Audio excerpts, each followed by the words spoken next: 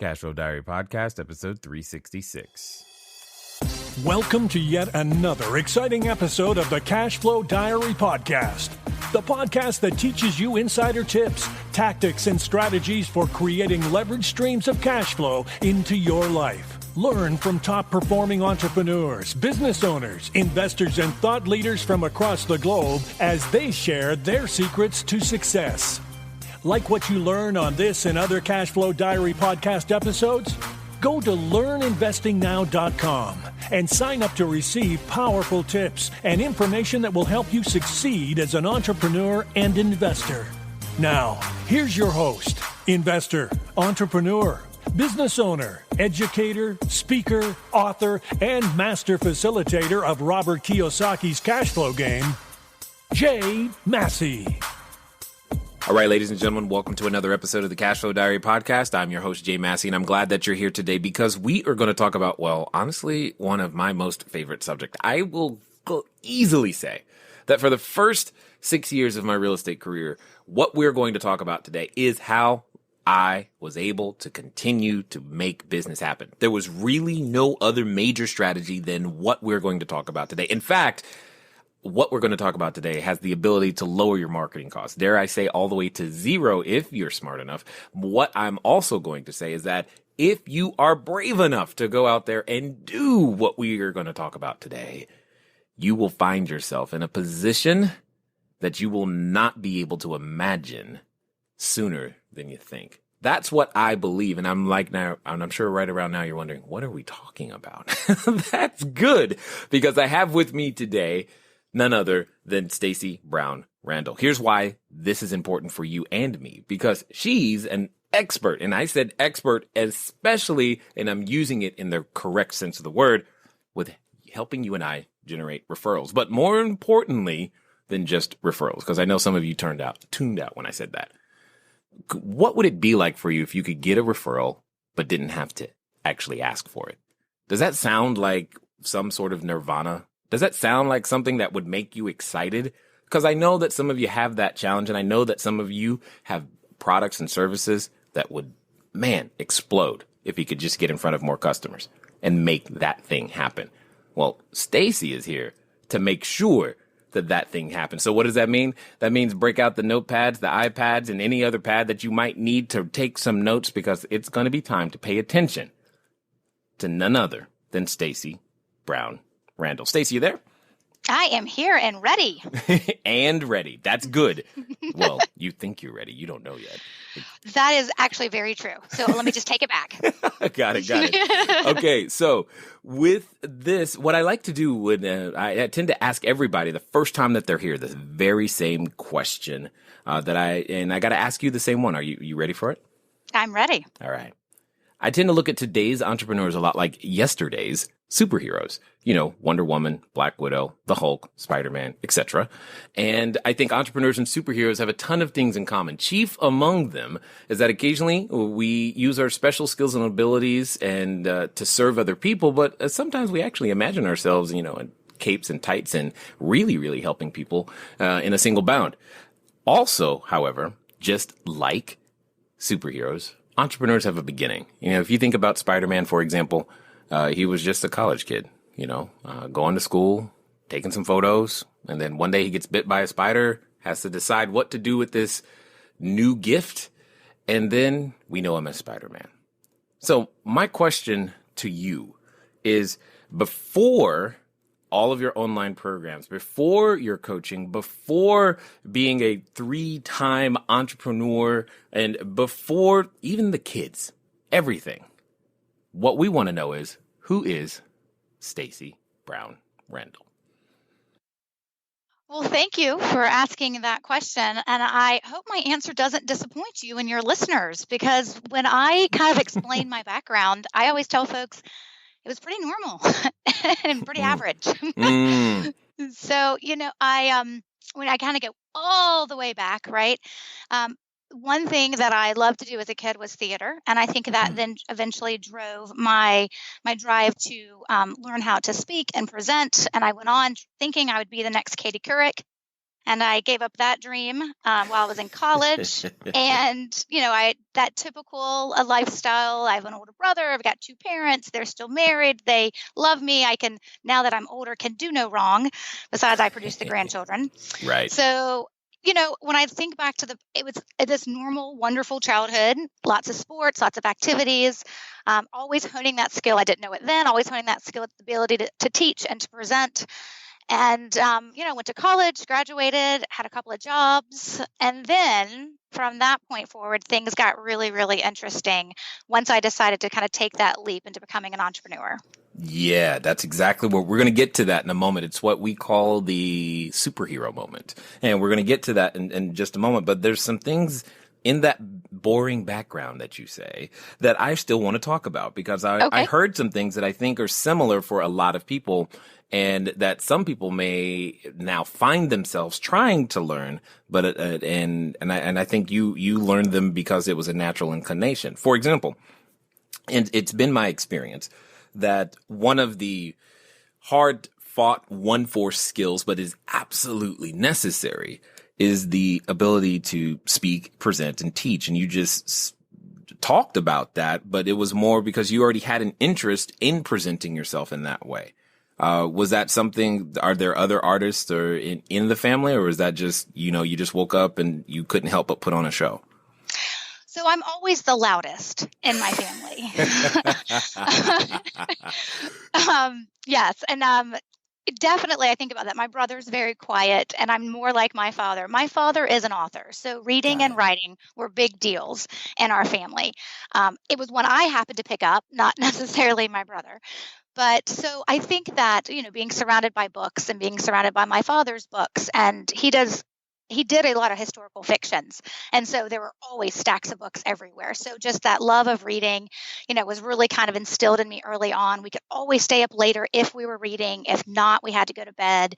Nice. And there was no television during the week. We didn't have TVs in our bedrooms until we were in high school. So there's some things that my parents did, I think, that kind of set this baseline of loving to read, and then really noticing I had a gift for writing and really focusing on writing. Can't say the same for me about math, but focusing on writing. And then the fact that I do believe it's one of those things that God gave me is just this natural ability to want to present and to want to teach other people. And I think once I got my master's degree, I actually even became an adjunct professor for a couple of years and really enjoyed that. So I think it's just one of those things where we all have talents. That just happened to be something that I had and I developed, and then been definitely able to use it. Yeah, I get that a bunch, but I just realized something. Now we're helping people with their parenting, because you just said if our kids want to stay up late, all I got to do is say, sure, just read a book. They're going to go to bed. It's awesome. Well, it's funny because my kids, I have 3, 6, 8, and 9, and my kids stay up to read. Like, we have instilled that in them, and it's a big deal to stay up to read. So you can get your kids to go to sleep, and you can also get them to love reading. Either way, you're getting the win. Right. I'm like, super ninja secret right there. I'm going to try that one tonight. I mean, I'm just saying, So now, this is what I find interesting, though, is that the skill set of speaking, presenting, and teaching typically doesn't present itself as, at least I haven't seen a whole lot of environments that go, okay, you're a good speaker and presenter, you should become an entrepreneur. A lot of people end up going, they may have this skill set, but haven't found a way to use it and utilize it to turn it into a business. But before we get to that, I have a question, because I got to know, you mentioned you played sports. Were they team sports or individual? Team sports. Like basketball or? No, I got cut from the JV basketball team. My sports growing up were soccer and softball. And then I also, in high school, when I got to high school, I also ran track and cross country, which were more individual sports. And I was also a cheerleader. Got it. Okay, perfect. Because I think that has a lot to do with these things that we do in our formative years, if you will, have a lot to do with what we choose later in life. And it's often a place where we can begin to discover those skills and abilities. So I'm really curious, when we were on the sports teams, did you ever become like the captain? You just just want to know all my secrets, don't you? Hey, that's my job. Everybody's trying to build cash flow and figuring it out. And that's, so I've got to dig to go, okay, what makes Stacey tick so that they can know, hey, I'm like Stacey, I can do this. Right. So this is, I do hope some of your listeners can actually relate to what I'm about to say. So yes, I think I would say I probably peaked more in college than I did in high school with a lot of my leadership skills. What I learned in high school was more so when trying to, being the captain of the JV cheerleading squad and, being in some of those leadership roles with some of the sports that I was on. What I actually learned was I'm really bossy and people don't like that. So particularly girls. Yeah. So what I actually learned is that I have a lot of work to do on my leadership skills, and I think that truly has informed, who I am today and how I approach my work and the boards and committees that I serve on. But so definitely, I mean, I think that I am competitive by nature. I definitely get that from my mother. But when I think about like what the typical things you get out of sports, like that teamwork and competitive spirit and drive, like what I was learning was, yes, all those things. And you have got to learn to be a better leader because nobody wants to be your friend when you're so bossy. Yeah, well, this is a great topic, I think, because I'm going to assume that there's a number of people, either by a gender bias or just because they don't want to be perceived as bossy, etc. Maybe they're holding themselves back. So how did you find the balance between staying, quote unquote, true to yourself, if you will, but and being that leader without necessarily having to be alone on the weekends? Right. So there was one key moment that actually happened to me when I was a 10th grader in high school. And I can tell this story with exact clarity because it's followed me forever. Wow. And I was elected to be the captain of the JV cheerleading squad. And cheerleading, we would cheer, obviously for fall and spring, for football and basketball. So by the time we got through our football season and we were starting our second season and going to be, cheering for the basketball team, the team took a vote and they impeached me. Nice. And I was no longer the captain. The nicest girl on the team was now the captain of the JV cheerleading squad. And to be honest, I don't think that had ever happened. But if it was going to happen, it was totally going to happen to me. And I remember a clear moment when one of the girls who on the team with me that I definitely had some issues with came up to me afterwards. And she said, "You know what, Stacey, I learned a lot from you today." And I was like, sometimes I just thought she wanted to beat me up. So I was like, "Oh, okay." And she was like, "When we voted to put somebody else as the captain," she's like, "we really expected like some type of temper tantrum or some type of show." She was like, "And you were really calm and you just moved on with practice and we just got on and it made it easy for all of us just to kind of move on." And I don't remember thinking to do that, like, "Oh, let's be calm. Let's just move on with practice. Let's make this easy on everybody." I think I just, like, I don't know where it came from. It just came from me. But her feedback to me to tell me, like, "We really respect that. We really appreciate that." That was such an important moment for me to remember, what it looks like when you're trying to be a leader and when you're trying to actually get things accomplished. And that moment of, wow, my reaction to this, right, kept this team intact and we kept moving forward. I just think that was a very poignant moment for me in my life. Indeed. And this was in high school? It was. I was a 10th grader. Yeah, this is a different high school than the one I remember, but okay. Okay. And I'm willing to bet that some people would even say that there are some people in other high positions right now that could take a lesson from being able to receive feedback as well as you did that young. So that's amazing to me right there. Yeah, it was a good lesson to learn. Yeah, I don't know how you teach that, to be perfectly honest, but it was a good lesson to learn. Okay, so now let's jump forward a little bit because you mentioned that there were a couple of jobs that you had. So were those jobs related to anything that you did in school or college, or did you just do the Pizza Hut thing? So not the Pizza Hut thing, though I do come from a family of restaurant entrepreneurs. So I know better than to go work at or run a restaurant. Actually, the interesting thing about my life is I'm surrounded by entrepreneurs in my family. I was telling this to somebody the other day, I am the daughter, granddaughter, sister, niece, and wife of restaurant owners. Wow. So yes, it's crazy. But, those jobs that I eat well.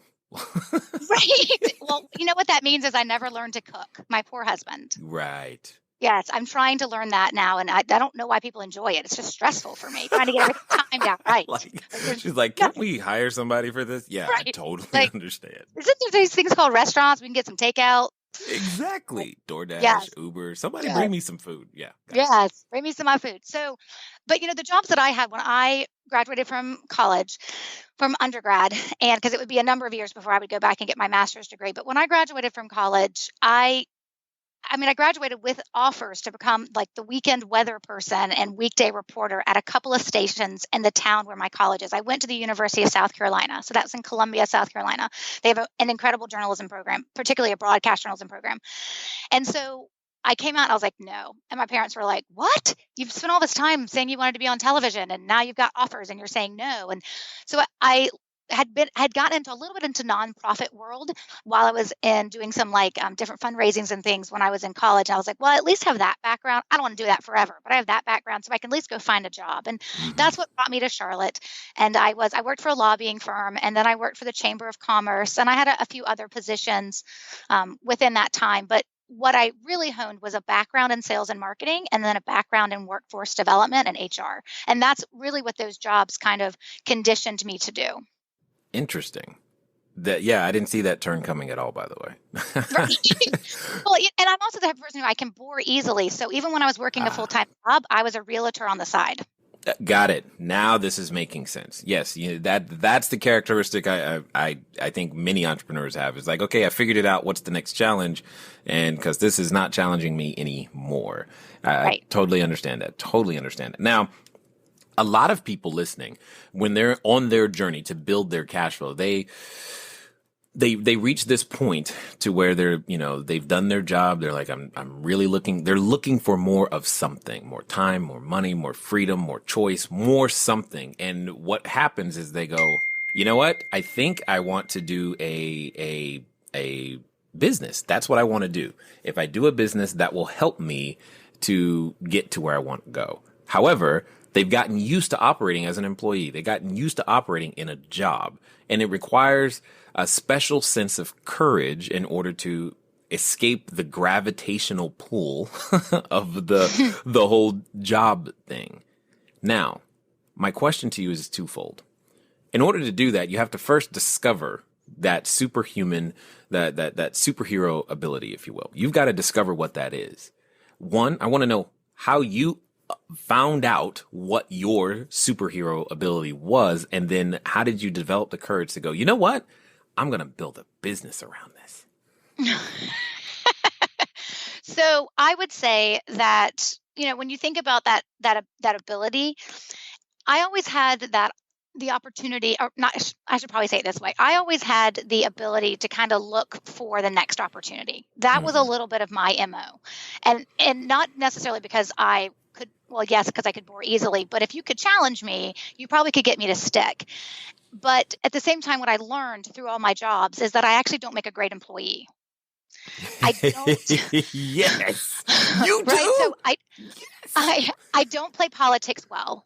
I just don't. I can't stand favoritism. I Mm, think it's just the bane of all corporate America existence. mm, And I am a competitive person. So if you're not going to reward me based on what I've been able to accomplish, and you're going to reward me based on like what everybody else gets, rewarded on, which is like average, like that's going to insult me. right, So when you kind of combine those things, and I come from a family where being an entrepreneur is not new. It's right. not, I mean, to be honest, being an entrepreneur isn't scary in my family. Now, what is scary is when you go do a job or build a company that they don't understand, because they understand restaurants and they understand hospitality and tourism, and everything else are like, wait, I don't get it. Right. Right. So, but I had always had that support. And I sat around every Thanksgiving and Christmas. We're talking about our businesses, not the people we work for. Nice. And so, when you think about that, I knew that taking that leap was something I wanted to do. And that ability to just be like, you know what? I actually do have people in my life that'll catch me. And so I'm going to try to fly. And just making that leap and knowing that I was willing to work hard. It wasn't Yeah. really going great in any job I ever had, even though I was promoted and moved along. I didn't want any more of that. Right. And I wanted the freedom. I wanted all those freedoms that you want. But for me, I wanted the freedom to control what happened to me, because sometimes I didn't like who a company turned me into. And a lot of times I wasn't what they needed. because I'm not this great employee. So for me, it was really that ability to say, this isn't crazy, because you know people who do it, and you just got to learn to fly, And I read this great quote recently. It was like, this guy said, I don't know who said it. It was in a magazine I read, but this guy said, sometimes you just got to jump and grow wings on the way down. And so that's what I did. I just jumped and figured I'll figure it out, and I'll learn to fly on the way down. Now, I'll tell you this. I made the decision to leave my safe corporate job and take this leap. And I actually, the very first thing I did was I joined a small company as an equal third partner and started a new division. But I did that being 4 weeks pregnant and not knowing it. Okay. And that's definitely not a way, if I give any advice to your listeners, not a way to start a business. I'm just saying. Wow. I'm not saying do it. I'm just saying it makes things more complicated. Yeah, a little bit. Morning sickness and 12-hour days probably don't mix. No, they don't. Not too well. Okay. So what was that initial business?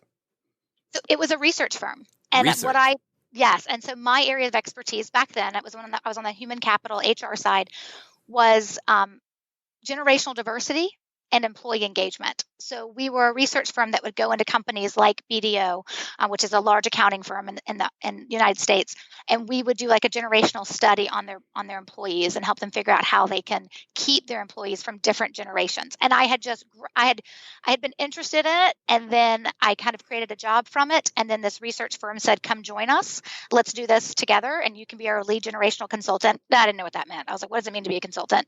I had to figure it out. And so that's what I did. And I did that for about a year. And my largest client said, "You're really good at this. You should have your own company, and we'll be your first client."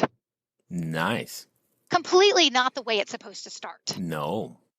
And it definitely, got me thinking, wow, this business thing is way easier than I ever thought about. Okay, so this is good because there's two types of people that are listening right now. There's the person who's listening to you going, they're upset because they're like, that didn't happen for me. That's not fair. And then there's the person who's going, wow, that's amazing. Maybe that can happen for me too. But my question is, oftentimes things that come easy at the beginning let us down later. So yes. There's got to be more to this story. Oh, please, you have to ask how it ended. Yes, I do. That's all. Because that is the part to tell, right? Like everything I just told you was the roses. Now let's get to the thorns, yeah, right? What really happened? Right. So, they came along as my first client. It was incredible. This was at the end of 2008. So my business did amazingly well during the recession. Nice. But what I did was what a lot of entrepreneurs do, particularly when it's just you and you're starting out, or if it's just you forever. We put our head down and we do the work. And until the work dries up, we forget to look up for more business. Yeah. And so for 2 years, I just puttered along with this great, almost 6-figure every year contract with this client. And it was wonderful. And I spent some time. Hold on. There was only one client? Yes. Yeah. One. Okay. Right. Fair. I get it. Not fair. Don't worry. It gets bad. Let me get there. Let me get to that part. Right. So this one client, it was fantastic. I didn't bring on new clients. I spent time writing articles and doing research and getting interviewed by Bloomberg News. And I thought I was like, woo, this is fantastic. Wow. Until that one client with their huge contract wasn't a client anymore. Mm-hmm. And I was like, oh boy, because I cannot go back to work. So then I started having to hustle. Then I was like, I got to go find clients. And remember, I do have a background in sales and marketing. So sales isn't my issue, but I had to get out there and figure out a way to build sales and do it in a way that worked for me. Mm-hmm. And there's just some things that don't work for me. And I believe they don't work for most people. But so I was like, oh my gosh, I got to bring in clients. And so I started bringing on clients, but my business was becoming much more commoditized and the generational interest cycles. And so I was hitting a downward cycle and people wanting to talk about the generations. It's an up cycle now. It's been in a down cycle.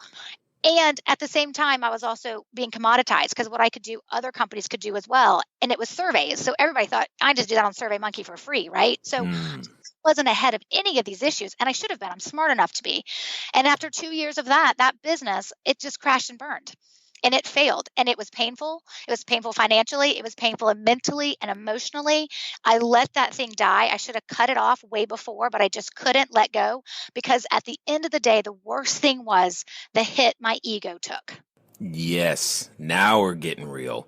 Because one of the things that I know a lot of people are afraid of right now, Stacey, they're not starting because they don't want to feel any of the things that you just mentioned because they think that's the end of life or something. So now that you're on the other side of those things, what would you say to that person who's like they're still sitting in the bleachers because they don't even want to get on the field because they're afraid it's going to hurt? Here's the deal. When it comes to generating more business, you got to have a plan. And, well, some plan is better than no plan. And I know at the time right now, it might be like, wow, Jay, I don't want to try too much more. Another plan, another way. Yeah, well, I get it. Here's the deal. Do something. Because the reason you're listening is to look for those tips, the tools, the techniques, the things that you can go out there and to build your cash flow. That's why we bring them to you. Well, here's another strategy. And the cool thing about this one is that it fits for everybody because all it costs is time. Let's get back to it. So the number one thing is have a plan, right? Like have a plan that it could fail. And I know all the positive psychology out there tells you think positive and it will happen, right? I mean, literally just taught that example to my children about, they were all like, we're going to lose our basketball game. I'm like, of course you are. You're saying you're going to lose. And I taught them about positive psychology. So I get that, right? But at the end of the day, have a plan like it's going to fail and figure out what will be worst case scenario if that happens. And then figure out, can you live with worst case scenario? And most of us can. And I'll tell you, if you know that there's a chance you could fail, you'll work a lot harder to not end up there. And so when I failed, and I did it in all the wrong ways, right? I had to go get a job. It was the longest 15 months of my life. I mean, it was one of those things where I would drive to work, walk across the lobby back in my suit. I had to hang up my jeans, right? Walk across the lobby back in my suit and be like, how did I get here this morning? Like I wouldn't even remember the commute to work. Great company, not right for me. And when I left to go back out on my own again to build the business I have today, I took the nameplate with me off the door that said Stacy Randall, Chief Talent Officer. I took that nameplate and it sits above my door in my office. And I have to look at it every day and be like, yeah, nope, not going back there. And it is what really pushes me. So I would tell folks who are like, should I do it? Should I do it? Have a plan. Know what you want to do. Don't quit your job without having savings and without understanding what you think you want to do. No, you're probably going to change over the course of your business's first year, but have a plan, right? And then have the thing that motivates you when you have to tell yourself, well, this is really hard. I happen to have a nameplate I look at, right? But it could be anything. So it's have the visual of where you don't want to have to go back to, but also don't jump until you have some sort of plan, knowing plans will change, right? But have some plan. Yep. Totally understood. Now, when you're digging yourself out, I'm assuming through that job, and you're in that position. One, kudos for going, you know what, that's just what I got to do. I know that was probably time you like to, not think about a lot, but to get yourself back out again, you I'm assuming developed different skill sets necessary, specifically as it relates to referrals. So help us understand how that process works, and more importantly, how that process could work for someone else who's listening and wanting to grow their business as well. Right. Absolutely. So what happened to me is when I had to take that job, I was always looking for plan B. Like if I knew if God was going to allow me to go back out on my own, I was not going to mess up a second time. And that was really important to me. So I was always looking for opportunities. When I unpacked what went wrong in my first business, and let me be really honest with your listeners, I didn't talk about my business failure until 2 years later. I was well into the company I have now. I was well into this company before I actually started telling people, that first business I had, I didn't get some great job opportunity I had to take with the spin, that I gave it. I was like, I had to get a job because that business failed. So, this wasn't like I failed and I picked myself up and said, okay, let's talk about it. Like there was there was some grief process I had to go through. So I don't want to paint roses that aren't actually there. And the other thing is when I unpacked my first business, I realized that business development isn't my problem. I know how to talk about what I'm passionate about, and I know how to get other people to see from that perspective how they can have what I have, or use what it is that I'm selling, right? So, but what I realized is that I didn't have a systematic way to touch business development every day in a way that honors me. And what I realized is I'm good at reforming relationships and building a network. And so referrals should be perfect for me. But when I looked back at my first business, I didn't receive one. Ooh. So when I was thinking about starting a second business while working at that job, I became certified as a productivity coach, and I knew that was my plan B. So when I started my coaching practice, I started out as a productivity coach, and I took everything I had learned and thought would be possible with my referral strategy and just tested it on myself. I was my first guinea pig. Mm-hmm. And in my first year as a productivity coach, I generated over 100 referrals. And I didn't ask for any of them. And that was what I realized was different about me and every other person out there talking about referrals, right? Because they're saying, here's how you ask. And if you can't ask, it's your problem. No, that's completely false. So I figured out how to ask, or I figured out how to generate referrals without having to ask for them. And then my client said, okay, wait. We love that you're helping us run our businesses better, and you've morphed more from a productivity coach to a business coach. But why is it so hard to get on your calendar? Like, why can't I get the spot that I want when I want it? And you're forcing me into like first and third Tuesdays at 3. And I was like, well, when supply, when you've got a lot of supply and demand, it's like I've kind of taught the whole process there. Is that the idea here is that demand for me is going up, supply is dropping, and it's all because I'm getting these referrals. And then my client said, because most of them are business owners, and they are in what I call relationship building sales. So I've got to build a relationship with you before you're going to decide to buy me. So not buying a book from Amazon, but deciding to buy my house with you, right? Or deciding to let you invest my money as my financial advisor, or to do my taxes, or whatever it is. I realized that they said, teach me your referral strategy. And I realized that what I had actually created a strategy. And then I started duplicating it for them and teaching it to them. And then they started having success, and in some cases, better success than me. Yeah. And it's not about the volume, right? I mean, some definitely have better volume, but it's about the types of clients that they would be bringing in, and how much time that they saved, and how much money that they saved. And then I realized I'm onto something here, and I can help more people if I can do this in a way that's not just the face-to-face, one-on-one type coaching. And that's when I decided to launch my online program, which is my Growth by Referrals online program, to help as many people as possible. And what makes me different is I will show you a way to generate referrals, and you're not going to ask through the process. And if you want to ask, and I get this a lot, people are like, well, I'm not against asking. I'm like, and then I can't help you. Because I think that goes against actually the way that we're wired as humans to actually want to help somebody else. And we want to help. We don't necessarily want to be told we have to help. Interesting. And that's what asking does. Okay, so I'm going to ask, why is asking so, we'll quote in air quotes here, bad? So here's the thing. So when you think about someone asking you, right, for a referral or to help, like when they ask for help, that's different. When they're asked, because usually when someone says, I need help, you probably say, and I'm assuming, Jay, you'd be like, yeah, how can I help you? What do you need? Right? But that's referral is typically positioned. It's positioned as, hey, who do you know who should be doing business with me? Or I saw on LinkedIn that you know Tom, and I really would like to meet Tom, right? What it does is it violates at the very core of actually who's the hero of the referral process. When I ask, I make it about me. But generating a referral has nothing to do with me. Generating a referral, the hero in the story, is actually the person, the referral source, who's going to make the introduction to me, right?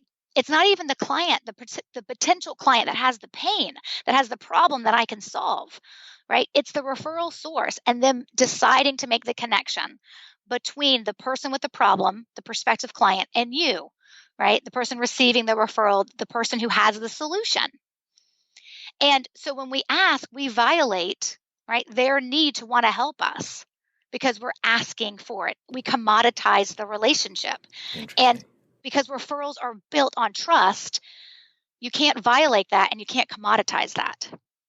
this is interesting because what you're referring to is very core to everything that that I do practice, teach. All of our students are out there obtaining referrals all the time. I guess my question then, because, by default, being in the real estate world, we're in a high trust and high dollar world, which means relationship is key. I'm curious to understand, what do you think the difference? Is there a difference between, say, someone who's out there, asking versus someone who's not asking? Is there a higher client satisfaction on one side? Are their clients contributing more money? What is the effect? Let's pretend both of them are getting the same number of referrals, or is that even possible? Are you saying that you get more referrals by not asking? I'm just trying to unpack this thing to understand. Yes, it's a great question. So here's the thing. We don't ask, but that doesn't mean we do nothing. So okay, right? That's good. All right, let's put this out there in context, right? So it's not like this is the philosophy I tell everybody. And I think this is the philosophy you have to know about before you can decide, all right, I think I'm on board with what Stacy's talking about, because every expert talks about their philosophy, and you have to understand that, because that is how you're a better consumer of their message, their marketing, their materials, whatever, right? So my philosophy is referrals come from relationships. Relationships come from connections, and connections are maintained through ongoing touch points. And when I say touch points, don't you dare think I'm talking about an email newsletter you send out every month and say, whoop, I'll stop done. that. Right? No, you can do it. You just do it to generate sales. You don't do it to generate referrals, because referrals is not a part of your sales strategy. It is a part of your sales strategy in terms of it's how you generate clients, but the tactics you use in sales are different than the ones you use on referrals. So when you ask the question, okay, so if I'm not asking like what's happening, right? Why is that work? How is that going to happen? We do want to stay in touch and stay in front of the people who refer us, or the people who should be referring us, and build a relationship with them. And I don't mean go grab beers every Friday night, because nobody has time for that.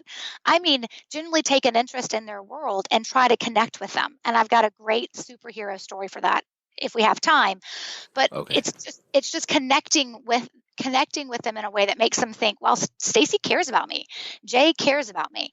We're not trying to build 100 referral sources, right? But a dozen to 2 dozen is where most of my folks fall. And if you're generating a couple of referrals from all those folks, you're probably getting what you need. Not everybody will get to 100% referrals. Not every industry is built that way. But for some folks, if I could get them to 30 or 50%, they'd be like, that would be amazing. Right. And so it is about how we build relationships with people, but we have to group these people together so that we can, in some levels, systematize it so that we don't forget to do something. So when I say don't ask, I just mean that we don't come out with our hands like we're begging for help, right? We're literally making sure that they know we're investing in them. And then when an opportunity comes along, they will refer it to us. And once they've referred once and we think properly and keep that relationship going, they'll always refer back. Interesting. Okay.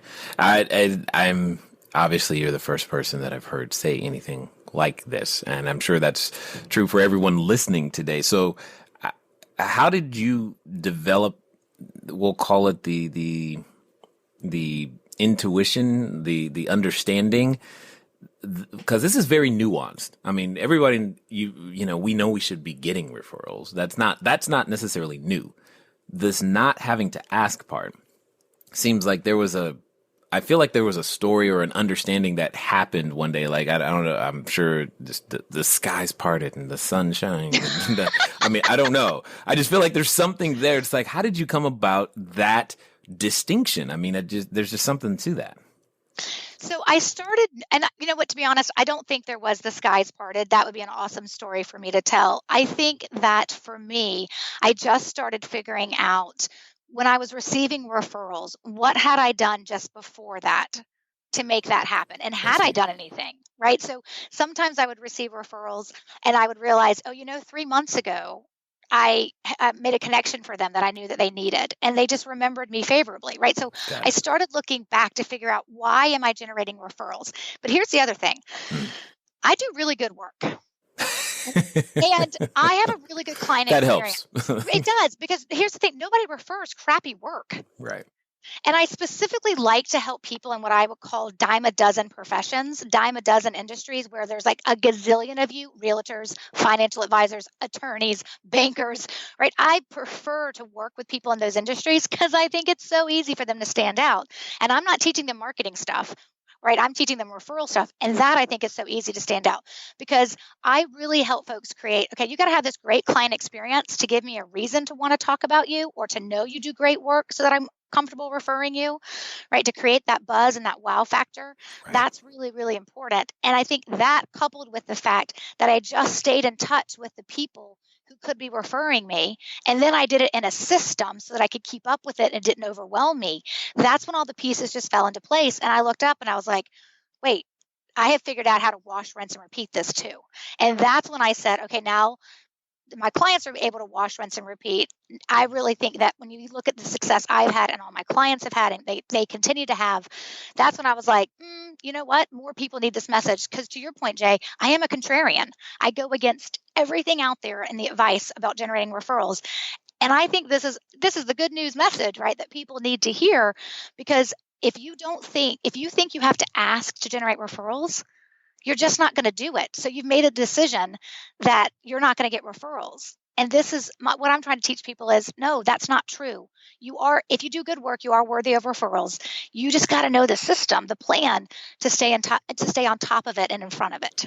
Love it. Love it a lot. In fact, here's what I know. I know that there's a number of people listening right now who also love exactly what you are saying. They are picking up what you're putting down and they probably want more of it. What's going to be the best way for them to track you down? Tell us how to stalk you online so that we can get more of you.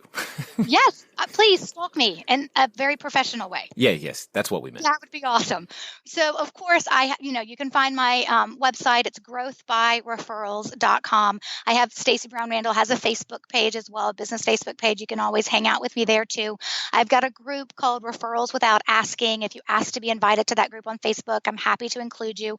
And then what I'd love to do is I want to take what we've been talking about and give your listeners just a little bit more information so they can dive into some of the pieces we're talking about. So I have a free report. It's called The 7 Deadly Sins of Generating Referrals. It's the no-nos, the thing that's not to do. And one of them we talked about was asking, right? That's a no-no. I'm sure it's going to read like a checklist for me, but go ahead. Keep going. Yeah. Right. But there's 6 other things, 6 other no-nos, right, that you shouldn't be doing. And I would let me make it easy for your listeners and just put it on the website, growthbyreferrals.com/cash flow diary. If they go to that link, it'll be right there for them. They can grab it, read those, the 7 deadly sins, get some more information, put some context around what we've been talking about. Of course, I've got a blog, YouTube channel, all those things. They can learn more about me as well. And so, they can just kind of figure out what I'm all about. And then I would love for them, if they're interested, to, comment and start a conversation with me. Indeed. So as we wind down here, I've got a final question for you, which I think is going to be an interesting answer, given everything else. You just totally set me up. Well, I'm guessing. I'm just, okay. I'm taking the information and I'm just like, this is going to be good. So let's pretend for a moment that someone listening is, they're in front of the superhero outfit store, Stacey. They think, I'm going to go be this entrepreneur. That's what's going to happen for me. I'm going to get my tights, my cape. I know what I'm going to do. People are going to love me. However, as you know, in the back of their mind, they still have this voice. It's that voice that comes up when we think we're going to go do something great. It's the voice that comes and reminds us of what we're not and how we haven't and who are we to think we could. And for some people, they're related to that voice. So my question to you is as follows. Let's pretend that this person is actually going to follow through and do exactly what you said, and they're going to do so in the next 24 to 48 hours. What would you tell them to do? So they're going to do what we just spent time talking about, right? Mm-hmm. So the question is what would I tell them to do? Yeah, they're going to get their business. They think they want to get their business started. They're ready to go. What do they need to do? So, I would say that the first thing, I would say 2 things, but the first thing I would say is when those doubts creep in, and whether it's your voice or someone else's voice, you have to learn to play the shut up game. because those voices are going to be there, and they're going to be people you love, and they're going to be inside your own head. And I teach my clients this all the time, right? You got to learn to play the shut up game and tell those voices to shut up. The other thing that I would say, if you're going to take what I say and go and do it and make it happen, is make the decision.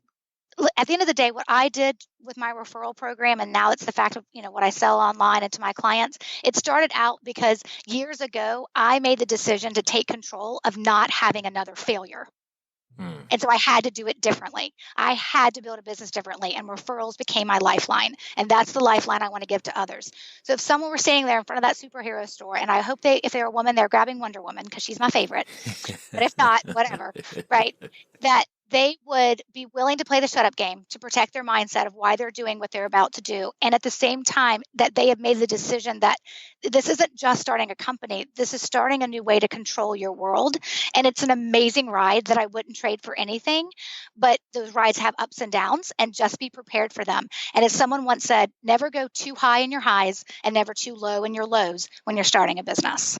Indeed. I love it. I love the energy. I love the passion and the connect and just the contrarian view. I mean, as an entrepreneur and a guy who's a horrible employee too. Well, I get it. It's just amazing what we can do today and what can be created from what others might determine to be a failure. We can turn around, and we have the capacity to make something successful from it. And I definitely appreciate the knowledge, insight, and wisdom that you shared with us here today, Stacey. Well, thank you so much for having me. I appreciate it. All right, ladies and gentlemen, you know what time it is. It's time for you to move at the speed of instruction. What does that mean? That means growthbyreferrals.com/cashflow diary. When? Now. Why? Because you know you need it. You said to yourself while you were listening, ooh, I should do that, but let me finish this first. No. Stop. Do it now. Why? Because you know, like I know, how many times you've made that decision and not followed through. I'm telling you to go right now, because one more referral, you are one conversation away from being able to make that business into the things that you want it to be. Ladies and gentlemen, it's been fun talking to you today. I look forward to talking to you soon. Until next time.